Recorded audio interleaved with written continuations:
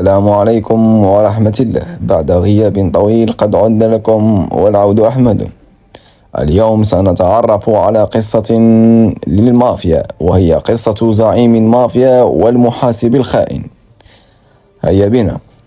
اكتشف أحد زعماء المافيا بأن المحاسب الخاص لديه كان يختلس من أمواله عبر السنين، حتى وصل مجموع ما اختلسه مبلغ 10 ملايين دولار.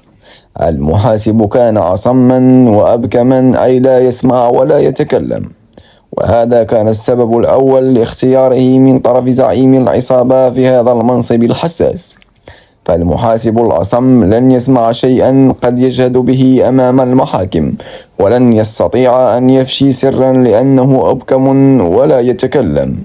وعندما قرر زعيم المافيا أن يواجه هذا المحاسب بما اكتشفه عنه، أخذ معه خبيرا في ترجمة لغة الإشارة، وقال له: قم بسؤاله أين أخفى 10 ملايين دولار التي اختلسها. سأله الخبير عن طريق لغة الإشارة، فأجابه المحاسب بذات اللغة أنه لم يختلس شيئا ولا يعرف عن ماذا يتحدث الزعيم.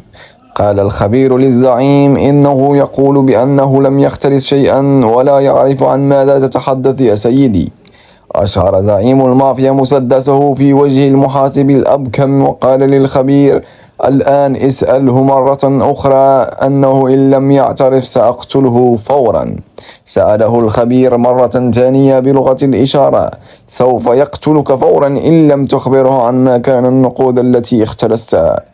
أجاب المحاسب بلغة الإشارة: حسنا حسنا، سأعترف. النقود وضعتها في حقيبة كبيرة سوداء، وهي الآن مدفونة تحت الشجرة الكبيرة الموجودة خلف سور الكنيسة القديمة الموجودة في الحي المجاور.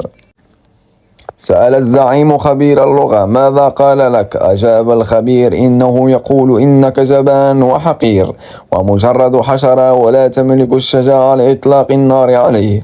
حينها شعر الزعيم بالغضب الشديد، فأطلق النار على المحاسب الأبكم فمات فورا، وانتهى المال لصالح خبير لغة الإشارة اللئيم.